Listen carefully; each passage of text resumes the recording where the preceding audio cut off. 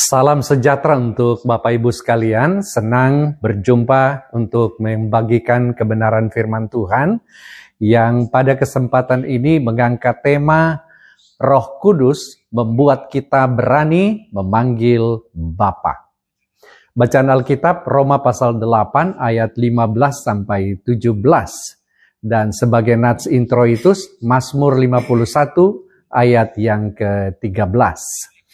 Bapak Ibu Saudara yang dikasihi dan diberkati oleh Tuhan, dalam kehidupan ini banyak orang hidup dengan identitas yang rapuh.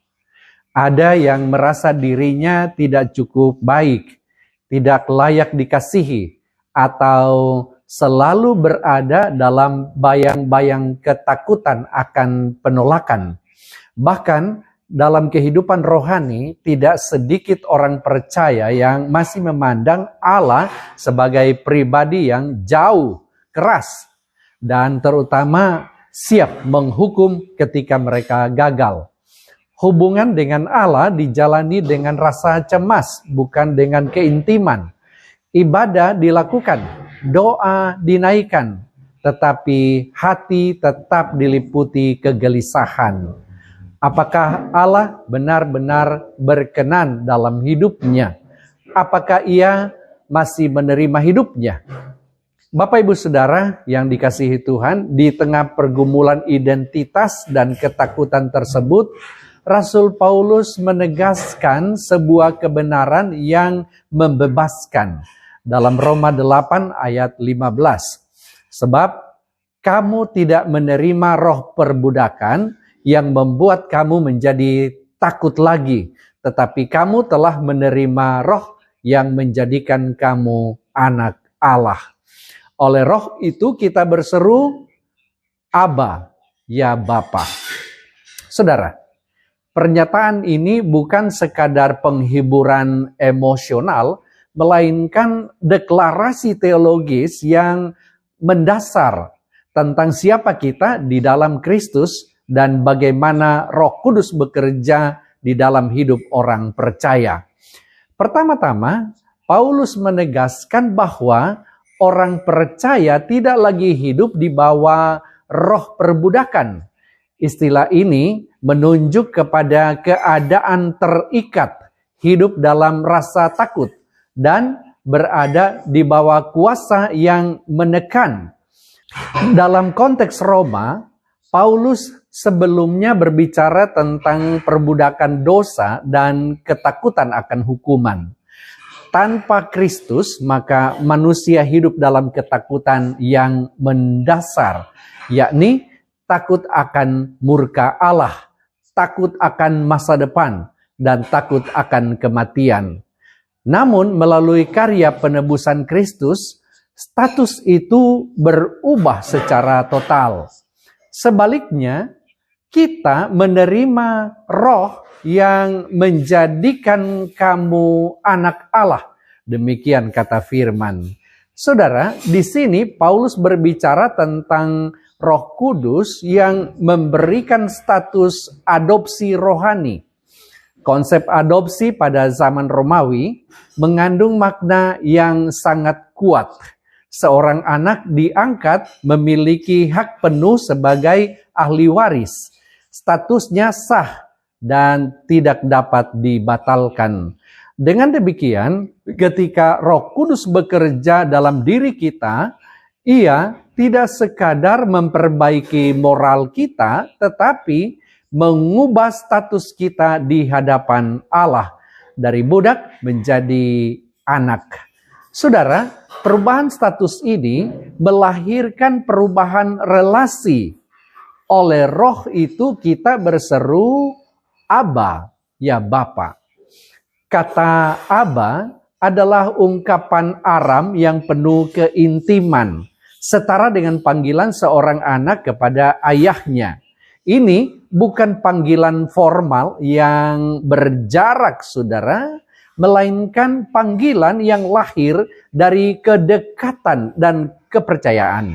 Menariknya, Paulus tidak berkata bahwa kita sekadar tahu Allah adalah Bapa, tetapi bahwa kita berseru kepadanya. Ada respon spontan, ada keberanian, ada keyakinan yang hidup. Disinilah peran Roh Kudus menjadi sangat nyata dan praktis. Tanpa Roh Kudus, manusia cenderung kembali kepada pola lama, merasa tidak layak, hidup dalam ketakutan rohani, dan memandang Allah sebagai Tuan yang keras. Roh Kuduslah yang bersaksi bersama roh kita bahwa kita adalah anak-anak Allah. Roma 8 ayat 16. Ia bekerja dalam hati kita, meyakinkan, meneguhkan, dan menghidupkan keyakinan bahwa kita sungguh-sungguh adalah milik Allah. Namun, pengalaman ini tidak berarti orang percaya tidak pernah jatuh dalam dosa atau tidak pernah merasa jauh dari Tuhan. Mazmur 51 memberi kita gambaran yang sangat manusiawi tentang pergumulan seorang hamba Tuhan. Daud setelah menyadari dosanya yang besar, berseru dalam Mazmur 51 ayat yang ke-13. Janganlah membuang aku dari hadapanmu, dan janganlah mengambil rohmu yang kudus daripadaku. Saudara, seruan ini lahir dari kesadaran mendalam akan dosa dan ketakutan kehilangan hadirat Allah. Permohonan Daud menunjukkan betapa berharganya kehadiran roh Allah dalam hidupnya. Ia tidak hanya takut akan konsekuensi dosa, tetapi terutama takut kehilangan persekutuan dengan Allah. Dalam terang Perjanjian Baru, kita memahami bahwa Roh Kudus diberikan sebagai meterai dan jaminan keselamatan bagi orang percaya. Namun secara relasional, dosa tetap dapat mengaburkan keintiman kita dengan Allah. Rasa bersalah dan penyesalan dapat membuat kita merasa jauh, bahkan tidak layak lagi menyebut Allah sebagai Bapa. Di titik inilah saudara, kita melihat kebenaran Roma pasal 8 ayat 15-17 menjadi sangat relevan. Roh Kudus bukan hanya hadir ketika kita merasa rohani atau kuat, tetapi justru ketika kita lemah dan hancur. Ia tidak memimpin kita kembali ke ketakutan, melainkan kepada pertobatan yang penuh pengharapan. Ketika hati kita dihimpit rasa bersalah, Roh Kudus menuntun kita untuk tetap datang kepada Allah dan berseru, Aba, ya Bapa. Ia mengingatkan bahwa identitas kita sebagai anak tidak dibatalkan oleh kegagalan. Karena dasar identitas itu adalah karya Kristus, bukan kesempurnaan kita. Saudara, secara praktis, bagaimana kebenaran ini membentuk kehidupan sehari-hari kita? Pertama, dalam doa. Banyak orang berdoa dengan rasa canggung atau formalitas yang kaku. Mereka memilih kata-kata yang indah, tetapi hatinya penuh jarak. Mengingat bahwa Roh Kudus memampukan kita berseru Aba, seharusnya membebaskan doa kita dari kepura-puraan. Kita boleh datang dengan kejujuran, membawa kegagalan, ketakutan, dan kebutuhan kita. Seorang anak tidak perlu menyembunyikan kelemahannya di hadapan ayah yang mengasihinya.